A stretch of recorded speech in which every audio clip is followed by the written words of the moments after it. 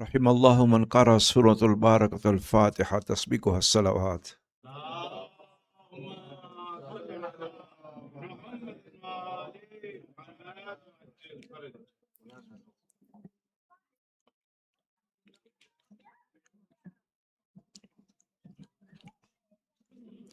أعوذ بالله من الشيطان الرجيم.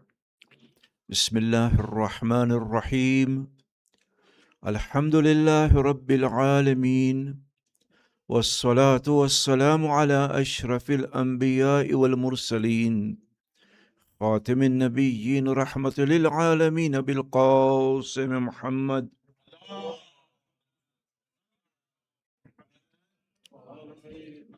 وعلى أهل بيته الطيبين الطاهرين المعصومين المظلومين. صلى الله عليك يا أبا عبد الله، صلى الله عليك يا ابن رسول الله، روحي وجسمي وأرواح العالمين لك الفداء، يا غريب يا مظلوم يا شهيد بأرض كربلاء. أما بعد، فقد قال الله سبحانه وتعالى في كتابه المجيد وقوله الحق: بسم الله الرحمن الرحيم. إن الله لا يغير ما بقوم حتى يغيروا ما بأنفسهم. صلوا على محمد وآله.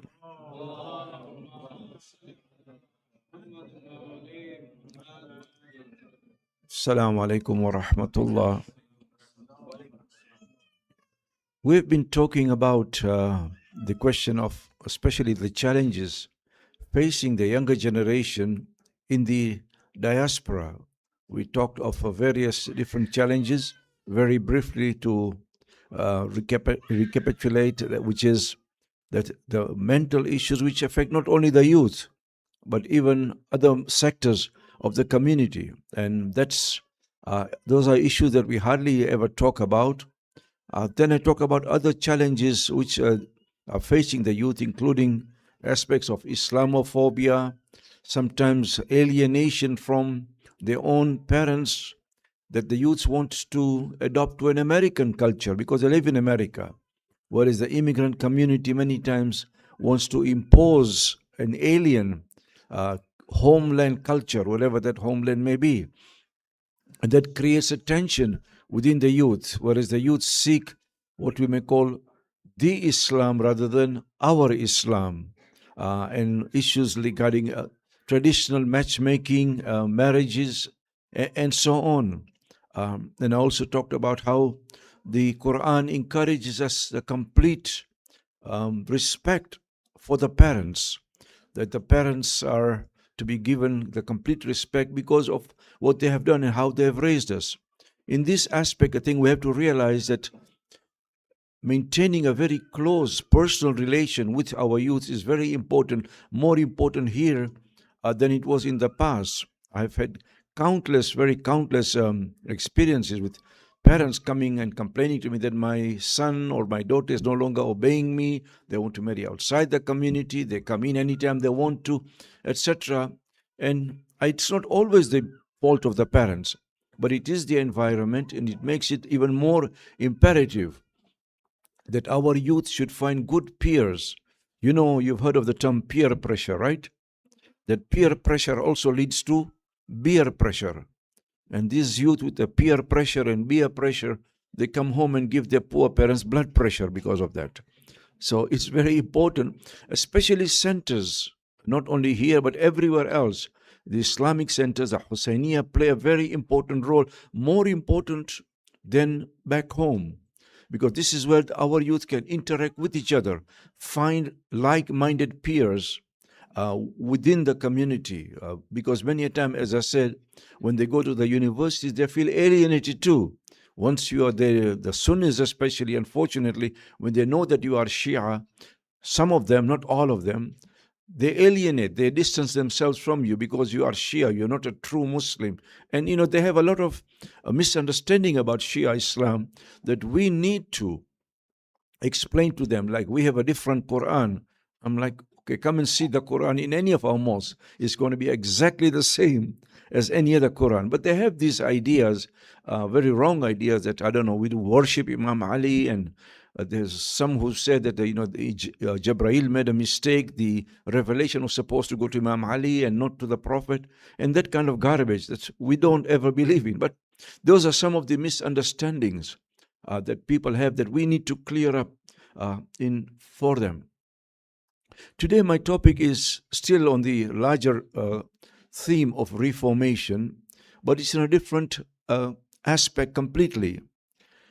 A question that many youth and even parents ask: how can a religion which was revealed 1400 years ago serve the needs of the community today? Many of the laws that we know of have been revealed or have been interpreted 1400, 1300 years ago, but we are living in a completely different environment with different challenges, different issues facing us. Is there a need for change then? Is there a need for reformation? And if so, in what way and in what direction it should be? This is a challenge, by the way, that many scholars have written about. My last book, and I don't want to advertise my book, but just to tell you that some of the thinking that I personally have been doing is talking about ijtihad and reformation in contemporary times. What are the scholars talking about? And I would like to share these ideas with you tonight. I always say that Islam does not need to change. It is our understanding of Islam that needs to change. That we tend to think of Islam as something static, something that is frozen in time, and we just have to follow it. Well, the whole purpose of what we call ijtihad is what? Ijtihad is what I translate as mental jihad. There are different kinds of jihad. There is the physical jihad, there is the spiritual jihad, there is a mental jihad. In other words, jihad with your mind, reinterpretation, thinking. Remember this much, that the Quran continuously asks us, wants us, sometimes commands us to think continuously. For example, when it talks of the ayatullah, the signs of God that have been revealed to all of us, that we see around us, it just doesn't tell us these are the ayatullah. ذَلِكَ لِقَوْمٍ يَتَفَكَّرُونَ. This is for a community that does a tafakkur, that thinks. أَفَلَا يَعْقِلُونَ, that don't they think? In other words, thinking is a process that is a necessary part of Islam. So that's why I say that our Islam does not need to change. Our understanding of Islam has to be reformed or rethought over. When we talk of reformation or changes, we need to understand one thing, that rethinking some laws or re-examining some laws, whenever we use the term reformation, immediately people go and start thinking about the Christian Reformation. And that's a big mistake, because Reformation in Christianity was very different. Why? The Reformation movement started in the 14th, 15th century in Christianity. And very briefly, without going into great details, basically it was Martin Luther. You've heard the name Martin Luther. He is the one, perhaps the head of the movement, although there were others too. But his main beef, if you like, his main problem was not religion as much as the Pope. Because the office of the Pope itself, we've heard of the Pope, but the whole office of the Pope was created in the 4th century. It wasn't there during the time of Isa alayhi salam or even the early Christians.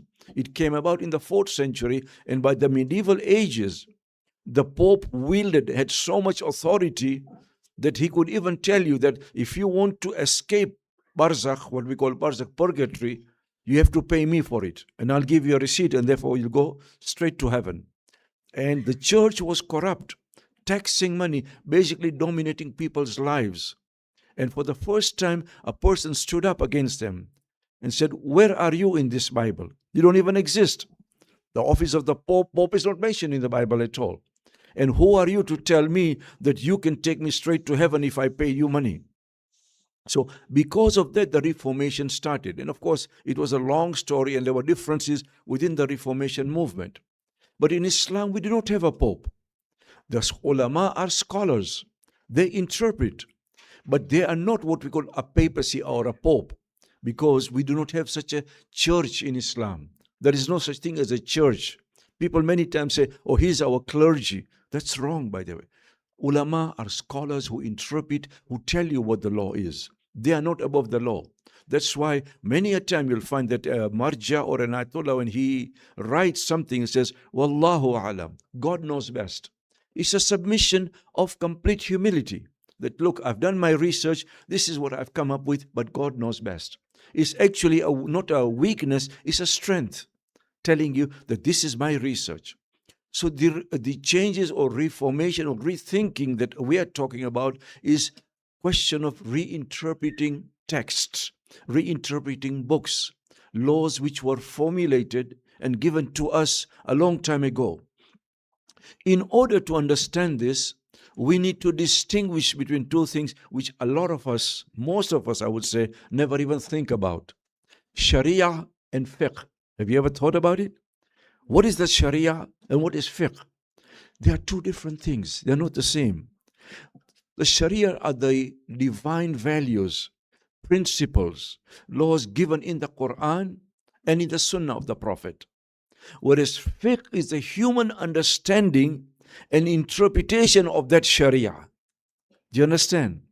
So the Sharia is only one, whereas fiqh is different according to who is interpreting it. Therefore, all Muslims, Sunni or Shia, Sufi or whatever, they only have one Sharia. Whereas the fiqh we have the fiqh of Imam Jafar Sadiq. The Sunnis have 4 fiqh schools today, madhab they call it. At one time they had 10, by the way. In other words, fiqh is not divine. Sharia is divine. Because the word fiqh itself, if you look at the dictionary, original meaning is to understand. So the fiqh or faqih is trying to understand what the Sharia is saying. And therefore, because you have different scholars, they have different ways of interpretation, different ways of understanding. Do you understand the difference now? So therefore, we never say that we have followed the Sharia of Imam Jafar Sadiq. We say we follow the fiqh of Imam Jafar Sadiq. We follow according to the madhab of, our madhab is Ja'fari madhab. Sallu ala Muhammad wa alam.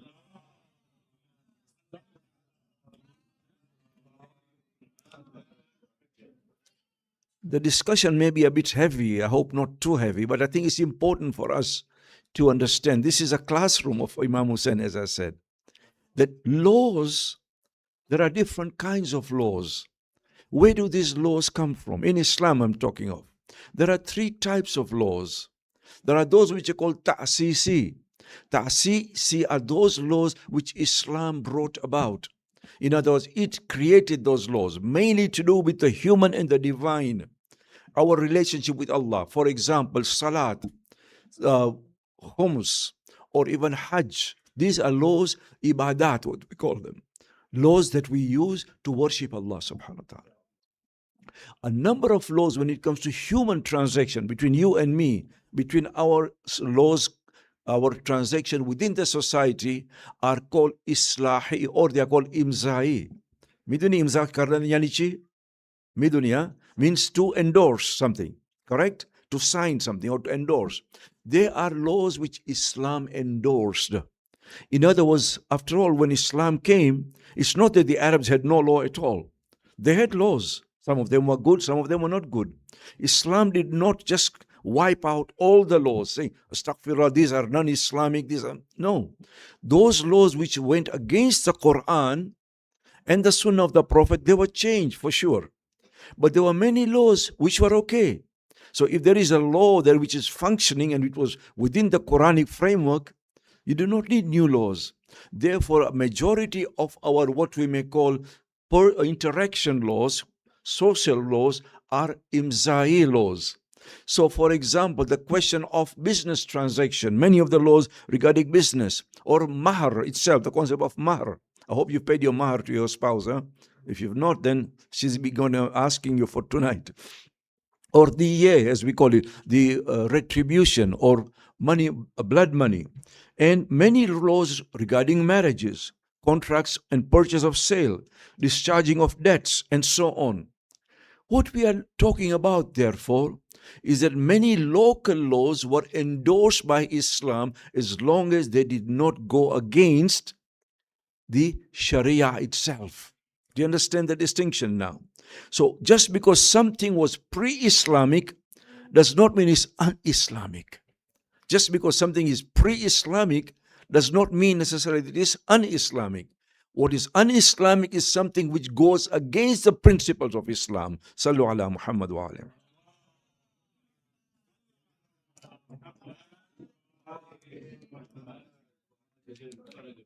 And there were other laws. I've talked about the Ta'sisi laws which Islam established, Imzai, and there were other laws which what we call Islahi, that Islam actually changed a little bit because overall they were fine, but there was some need for changes. To give you an example, at the coming of Islam, the mahr was given, before Islam that is, the mahr was given to the bride's father. And Islam said, well, who's getting married, the bride or the father? It's the bride. So therefore, the mahr must go to the bride and not to the father, because we know that if she goes to the father, the bride will not see anything of it. And therefore, Islam said, no, it must go to the bride itself. So this is an example of Islahi laws. Because a lot of these laws were endorsed and sometimes interpreted by human beings, sometimes there were issues, new issues which arose. And let's not forget that Islam spread far and wide. Soon after the wafat of the Prophet, Islam went to Iraq. After that, it went to Iran. On the other side, it went to Egypt. And then within less than 100 years, Islam had reached Spain. So that gives you the breadth and the width of Islamic, how Islam had changed. And how Islam had gone beyond its borders. Islam had reached the frontiers of India within 100 years of the Prophet's death. So that goes to show, because Islam had spread far and wide, newer challenges arose. And sometimes the scholars, whether Shia or Sunni, had to come up with those answers. We'll talk more about them today, later on. But just to give you an example, the question was asked, if a husband goes AWOL, you know what's AWOL? Absent without leave. Yani bagigyo, yani he just ran away. He ran away from his wife. The question arises, how long should the wife wait before she can remarry? It's a question, right? A valid question too. In those days especially, there was no Google. You couldn't Google the jerk. He could be muttering around, he could be dead, he could be having another wife, whatever. So the question is, how long should the wife wait before she can remarry? According to Sunni law, I'm talking Sunni law here, okay? Hanafi law, she does not have to wait very long. She has to wait 120 years. 120 years. If he doesn't come back after 120 years, I know you're all laughing, but it's true. 120 years. Now, I don't know about you, I have not even seen a woman of 120 years with her dentures falling out and looking for a hubby. It's just, frankly, it's ridiculous. Shafi school, so that was Hanafi school, by the way. The Shafi school says, no, 120 years is too long. He only has to wait 90 years. So there you go. So it's better to be a Shafi. No, seriously though. And now these laws have been re-examined. According to our fiqh, by the way, the woman would go to a faqih or a mujtahid who will conduct a research, and within, inshallah, 3 or 4 years, if he doesn't turn up, then he can recite the talaq for us. So at least she can move on, which makes more sense. And it's important to understand when we are talking of Islam, that Islam continued to expand and exist to become a universal religion. It was never restricted to one particular region. It was not a religion only for the Saudis or Saudi Arabia. We know that today Islam is gone almost anywhere in the world that you go, there are Muslims. Just to give you an example, hope nobody accuses me of bias, but there is actually a glacier in Antarctica. And you can Google this. It's called the Shivji Glacier.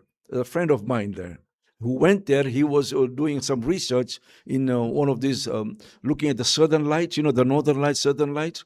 And he was such a brilliant scholar, they actually named a glacier after a Muslim. Shivji, Shivjee, if you want to Google it. So it just goes to show how far and wide Islam has spread. But Islam was also flexible. And again, we have to keep in mind that it was always the parameters, the borders were very clear, as long as you did not violate the Quran and the Sunnah. So, for example, many things that you and me take for granted today, Islam actually borrowed. I should say Muslims borrowed. The dome, for example. You think there was a dome at the time of the Prophet? No.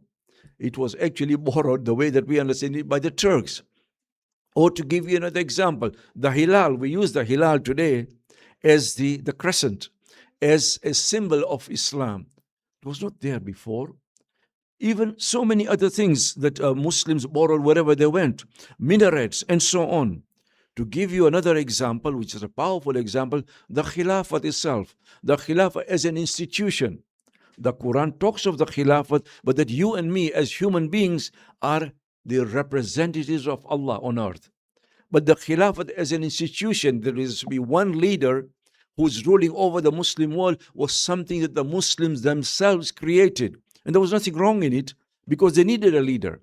But to say that it is sacred, when Ataturk destroyed the Khilafat in 1924, there was a wide outcry in the Muslim world as if, he had destroyed something which was sacred. It was a human construction. So what we're trying to say, therefore, that Islam came with a clear message and that it was able to embrace local culture, or local things, as long as they did not violate the Quran. Not only was it able to embrace, it was actually able to protect. I know that many of you are here from Afghanistan. Now, Islam went wherever it went. It went to Spain, it went to Morocco, Egypt, and also in Afghanistan. By 642, Afghanistan had become Islamic, if you like. Muslims went and they saw those Bamiyan statues. You remember the Bamiyan statues? In Bamiyan area. And they were Buddhist statues, basically. They were actually done long time ago. Did you think that the Muslims went and destroyed the statues? Astaghfirullah, haram, bidat. They actually protected it. Although we do not believe in it, but we actually protected it until the Taliban destroyed it in the year 2000, I believe. And this happens throughout the world. You go to Cairo today, for example, you go to the museum, they will show you what kind of bowl of soup Tutankhamun and the Pharaoh used to drink the soup from, what kind of shoes they used to wear. They did not destroy local culture. This was the beauty of Islam. It embraced others rather than destroying others. Sallu ala Muhammad wa.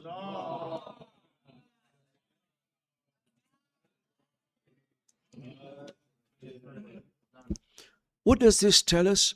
It tells that just because something is non-Islamic does not mean it's un-Islamic. Just because it was foreign or alien to Islam does not mean that it becomes against Islam, as long as it was within those parameters of the Quran. This is what we mean by ijtihad, the mental jihad, rethinking. Ijtihad enables us not only to think, but to rethink all the same time. My sisters and brothers, Islam has always been amenable, open. But the part of the problem is, many a time when somebody speaks out, immediately we say, astaghfirullah, kafir, ban him, and so on. We should be able to dialogue and to talk about things. If we find a person is wrong, then we dialogue and talk about him. Remember this much, laws are connected with society, always. A law cannot be something up there and a society should not be able to connect with it. Otherwise, that law will be an ideal rather than a reality in the minds and the lives of the people. We need to connect a law with society. And many a time, the laws will change according to the needs of the time. And again, I want to emphasize here, there are two things. There is fiqh and the Sharia. Sharia doesn't change. Sharia are values or those laws in the Quran. Whereas fiqh is a human understanding. So fiqh changes. So for example, Sheikh Tusi, one of the greatest scholars that we ever had, used to say that you can sell water in winter but not in summer. Because he actually said the opposite. You can sell water in the summer but not in winter. Because something which is nobody needs, you cannot sell it. But in summer, you do need it. And therefore, it becomes halal to sell it, but not in winter. Similarly, in the olden days, blood had no value as such, right? There was no such thing as blood transfusion. Therefore, we were not allowed to sell blood. But today, you can actually, although I would not recommend it, you can charge for blood transfusion. In other words, there are a possibility of changes.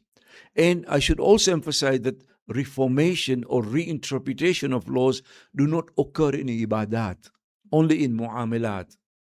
In other words, when it comes to between you and Allah, you can't say that today I'm going to pray 4 rakat Maghrib. People would pray 2 rakat Maghrib instead of 4. But it's actually 3 is always 3. Isha is always 4, and so on. Neither can anybody say alcohol is okay anymore. You cannot say that because those are laws between you and Allah subhanahu wa ta'ala. But it is human transaction. And by the way, these change or revisions, rethinking, you and me cannot do it. It has to be done by those who are experts in the field, the mujtahids. So don't go think that, okay, today I think this law should be applicable, and so on.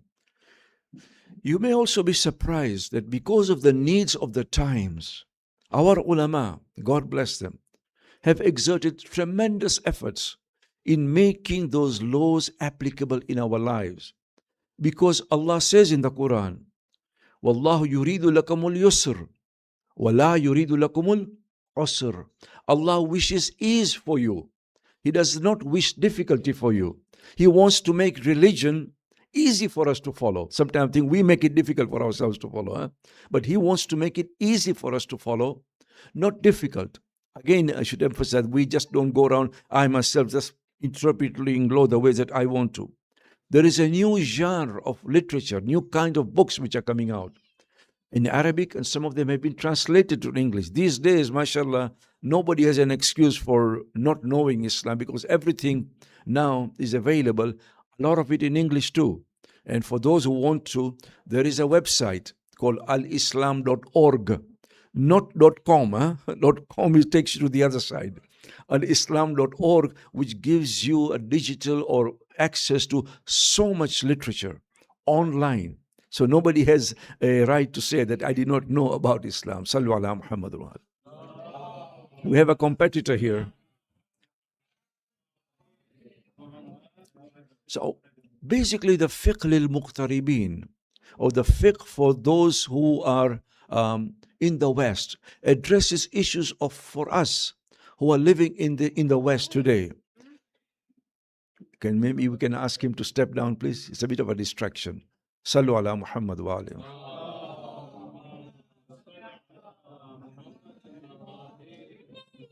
Well, we have a future Maulana for sure in our midst. Sallu ala Muhammad wa alayhi.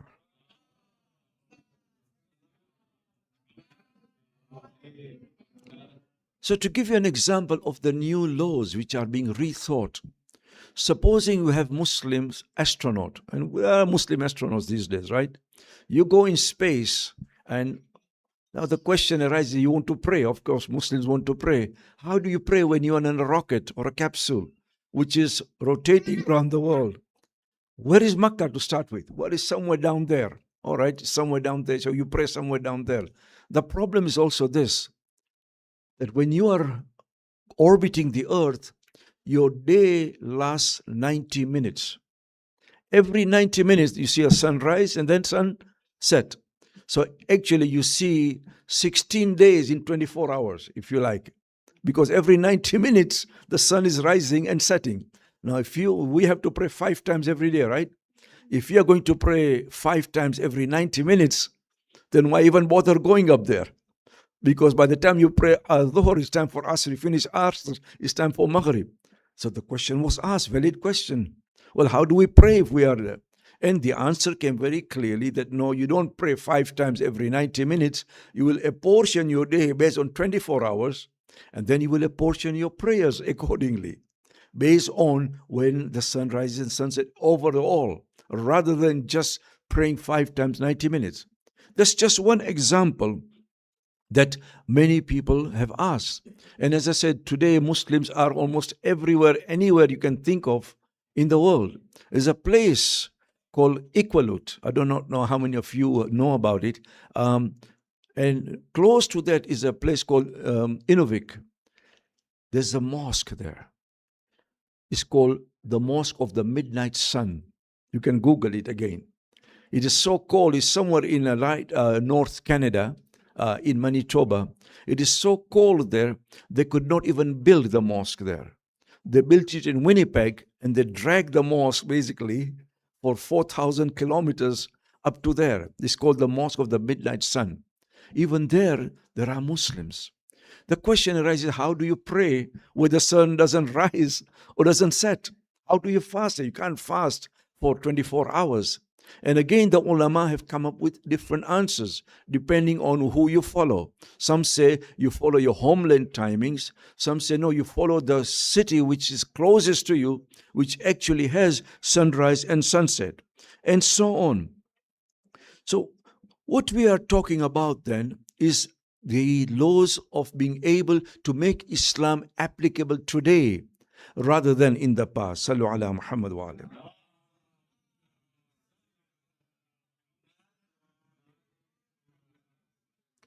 And the hukm changes many a time based on the custom, based on the needs of the people. I'll give you another example because the examples are those which enables us to properly focus of what we are talking about. Again, the mahriye. According to the olden days, by the way, the ladies might be interested in hearing about this. The mahriye was supposed to be paid before the marriage. Before the marriage, in the olden days. And if she, the lady, claimed that she did not get the mahr, then she had to produce evidence that she did not get the mahr because she was supposed to get it before the marriage.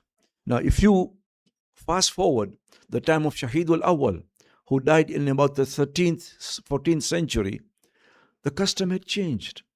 Now the mahr is what it is now, that is, it has to be paid after the consummation of marriage. And then if she still claimed that she did not get the mahr, now it is upon the husband to prove that he gave the mahr. See, the law changes because of the custom had changed. The custom before was that she gets it before the marriage. And then later on it changes that she gets the mahr after the marriage itself. And the burden of proof changed accordingly. I do not know about you guys, but we have a particular custom within the Khoja community, by the way. The ladies might enjoy hearing about this, which is that on the wedding night, before anything else, when the couple are alone, the groom has to wash the feet of the bride. Do you guys do that? He has to wash the feet of the bride. This is actually symbolic, very nice symbol of, because she's bringing blessings to the house. So you wash the feet of the bride and put the water all over the room, kind of spreading the barakah of the wedding bride. I was in Denver, Colorado. I remember I was performing a wedding, and I said the same thing. A number of Iranian ladies came up to me after that, says, Dr. Takim, can we remarry our husbands? So what do you mean remarry our husbands? Says, our husband don't even touch our feet, let alone wash them. I said, now tell them to scrub it now. So, Sallu ala Muhammad wa alim.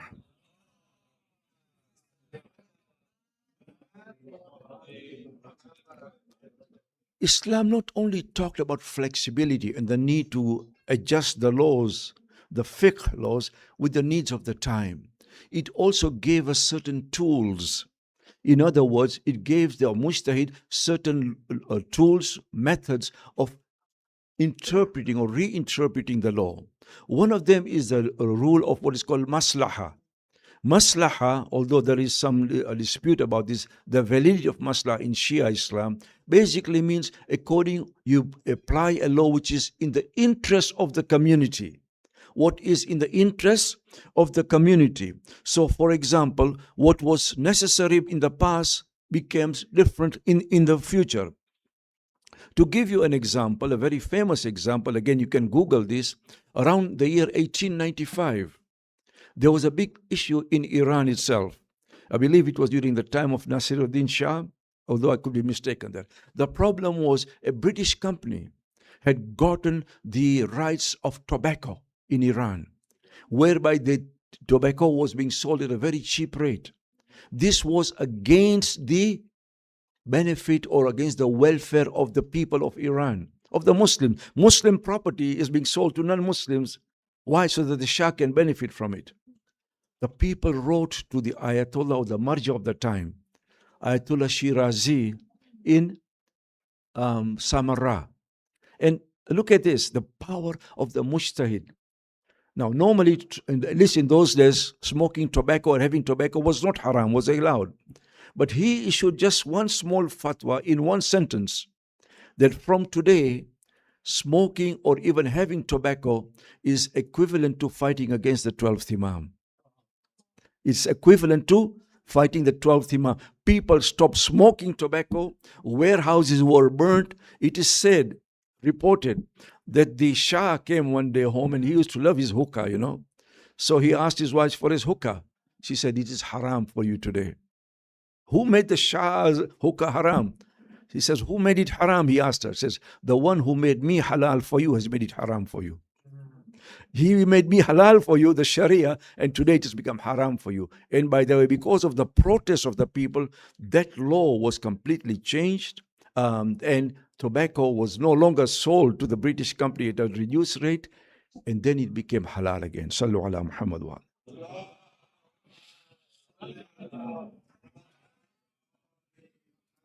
So any law or anything which harms the welfare, the interests of the people is capable of changing because societies and circumstances do change.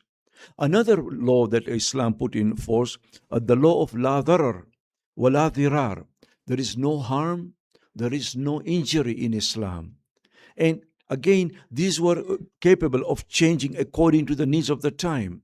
Now, in the past, there was no question of organ donation, right? There was no issue of organ donation. But today it is there. Can I donate my organ to somebody who needs it? And again, there are some differences. Some say yes, you can. Some say only if it's a Muslim. There is another law that, again, we hardly ever talk about. It's called Mintakul Firagh. Ayatollah Shaheed Muhammad Bakr Sadr is the one who expounded on this a lot. Mintakul Firagh means that there are certain areas of the Sharia which are silent, whereby a mujtahid can actually make a law according to the needs and the welfare of the Muslims. Do you understand? There are certain aspects of the Sharia which are silent, deliberately so that you apply a law or revise a law which is according to the need of the time, because there are certain issues which are needed. So, for example, for a long time, Muslims debated, whether the Quran was created or not. Can you imagine? And people, by the way, people were punished if they gave the wrong answer. This was during the time of Ma'mun. Ahmad ibn Hanbal, one of the Sunni figures, he was put in prison, flogged, because he said the Quran was not created. And Ma'mun said, no, it was created. Now, that was something that was not even legislated for. But there are other laws which affect us today. IVF, for example. You know what's IVF? In vitro fertilization. Is it allowed or not? DNA testing, transgender surgery, and so on. In other words, there are newer issues which are being raised today, which our ulama are responding to. Things that we need answers for. To give you other examples, in the olden days, they did not have, you had Kinko's here, or the Office Depot, whereby you can go and photocopy things and you can have copyright things. There were no copyright laws in the past because you did not need them. I can show you books which are actually one scholar copying directly from another scholar without even mentioning him. What we call intellectual problems. But the question arises today is, are there any copyright laws in Islam? Because this was not an issue in the past. And some of the ulama, a lot of the ulama says, yes, there are. So if you read their books, it says that the rights, this is protected by copyrights also. Again, we may take it for granted, but this is an issue which ulama are faced with. Is there such a thing as copyrights? Another issue is that of keeping carvings at home. If you've been to Africa, what we have, the Maasai, the local people, they make carvings, sometimes of people, of local animals. Can you keep those carvings at home? In the olden days, by the way, it was haram simply because people would take these as statues. They would worship them. Obviously, it became haram. But in today's world, they're kept there for aesthetic purposes, just to beautify the home. Therefore, some ulama have said that this is okay. We also have questions of the laws on shares and bonds. Can you buy stocks and so on? Yes, you can. One of the contentious issues, and I'm just trying to give you the wide spectrum, wide range of issues that our ulama are confronted with. And as I said, these are available now also in English, many of them online. The question which is very much contentious or controversial is the question of the bulugh of a girl. When does a girl especially become baligh? Traditionally, people have said as soon as she becomes 9, she is baligh. But now some ulama are reinterpreting. They say, no, 9 is too young an age. This was given as a general framework.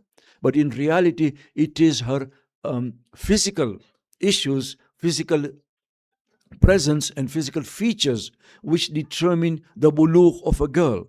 My sisters and brothers, these are some of the issues and challenges that we face also, because we want to follow a law which is connected to our life, not disconnected to our lives. An eternal God speaks eternally. He always speaks to us also through different routes, but He is also telling us that that Islam that you have is connected to your lives in your daily transactions. Sallu ala Muhammad wa alayhi.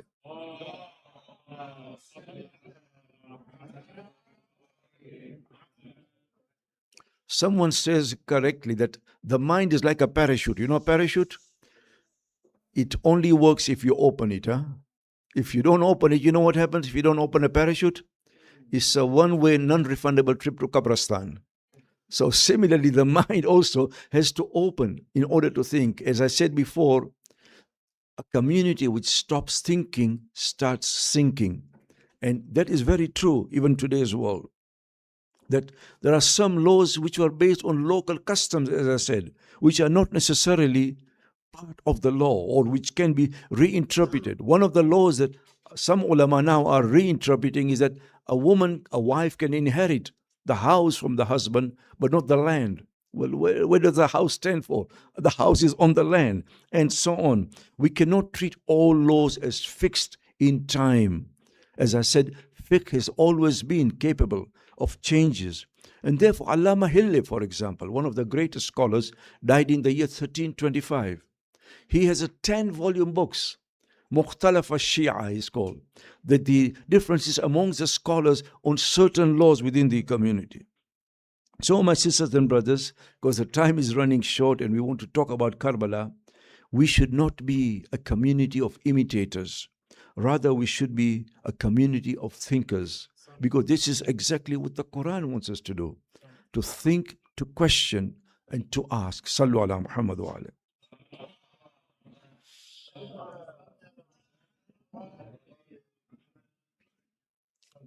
It's the eve of the 7th of Muharram.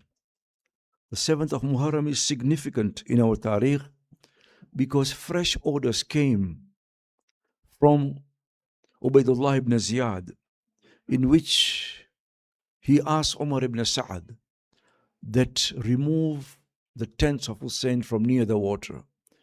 Hussein and his family and his companions should not taste even a drop of water.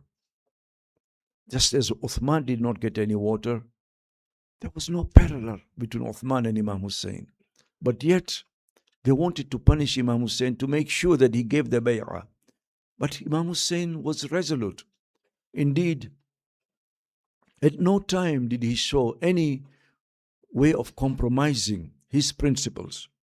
And I just want to mention one or two companions of Imam Hussein before we talk about Shah Qasim.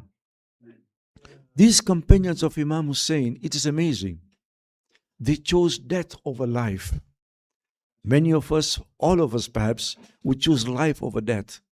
Imam Hussein, as we are aware, he gave them a choice. Says, these people, they only want me. They don't want you. I'm removing my bay'ah from you. You don't need to give your lives for me. But one by one, that's what happened. We will not give, we will not leave you.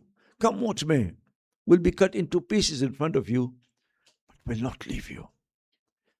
One particular companion is an amazing companion who we hardly ever talk about, was a person by the name of Suwaid bin Amr al-Ka'thami. Suwaid bin Amr is an unusual companion because he gave his life for Imam Hussein. But he was not killed at that time. In fact, even after Imam Hussein was martyred, he woke up. He was wounded. And when he woke up, he saw that the enemies are rejoicing and Hussein has been killed.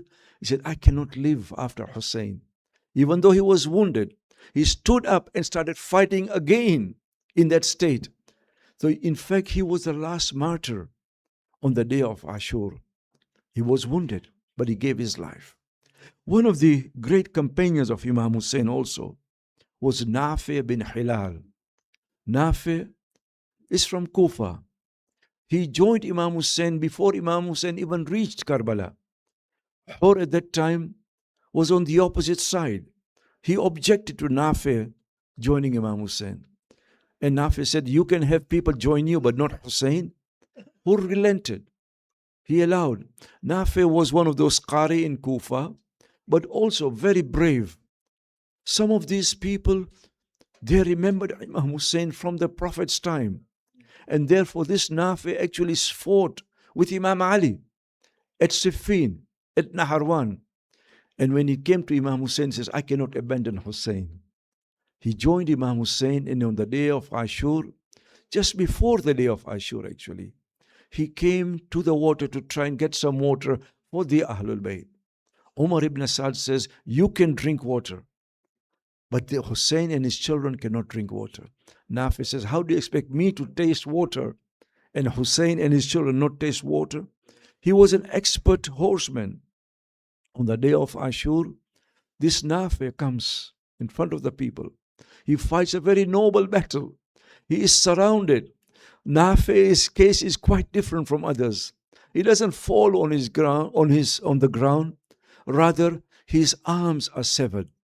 They are still there, but they're no longer working. They have been hit. So he is surrounded. He cannot fight anymore. He's brought in front of Umar ibn Sa'ad. Umar ibn Sa'ad says, what did you do? He says, I kill your people because they want to kill Hussein. Umar ibn Sa'ad says, now I will kill you. He says, you can do what you like, but at least I will be killed in the path of Hussein. At that time, Umar ibn Sa'ad turns to Shimr, says, do what you want with him. Umar ibn Shimr, he then took a spear and struck it straight into the heart of Nafi bin Hilal. Nafi says, you kill a person who cannot defend himself. I Azadar Hussein on the 9th of Muharram, on Shab-e Ashur, when Imam Hussein gathered his companions and he asked them to leave them. The companions said, no.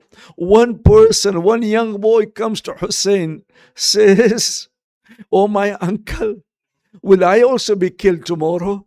This is Qasim. Imam Hussein wants to test Qasim, says, Ya Qasim, kayfa al-maut indak? Oh Qasim, how do you see death? He says, Ahla min al-aswal. It is sweeter than honey. I will drink death. I will not run away from death. On the day of Ashur, a time comes when little Qasim, who was not even baligh, he comes to Hussein, says, oh my uncle, it's my time now. I want to go and give my life. Hussein says, oh Qasim, you are the son of my brother. Whenever I wanted to remember my brother, I would look at you. I cannot let you go. Jihad is not even wajib on you. Qasim now is distraught. He says, I will not let my uncle die and just me being alive. He goes to his mother Farwa and he says, oh my mother, according to riwayat, he says, my uncle does not want to let me go. Farwa then opens a little ta'weez which she had gotten from her husband. This was a letter from Imam al-Hassan. And in that letter it says, "Oh Qasim, when my brother is in difficulties, take this letter to him. Show it to him and he will let you go to the battlefield." Qasim comes back to Hussein and he gives the taweez to Imam Hussein. The Imam reads that letter. He remembers his brother. He cries, "Oh, better Qasim, I cannot stop you anymore. This is the wish of my brother." Qasim is so young, he cannot even reach the horse. Hussein had to carry him to put him on the horse. He's so young that his feet cannot even touch the saddle. Qasim comes to the battlefield.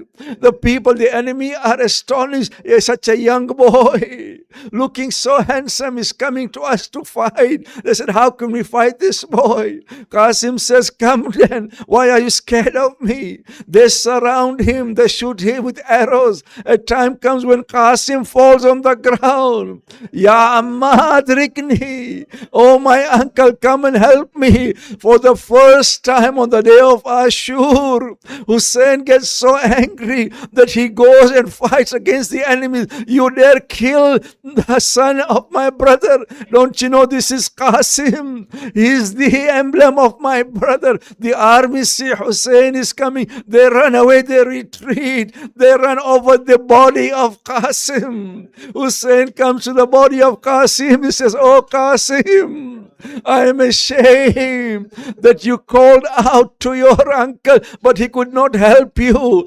Qasim passes away in front of his uncle. Hi, do you know what happens next? That little boy with that little body, who could not even touch the saddle. Now as Hussein is carrying him back to the tent, his legs now have been broken. The bones have been broken because they have been trampled over. It's become so long that they are touching the ground. "Oh Qasim, oh my Farwa, come and take your child. This is your Qasim."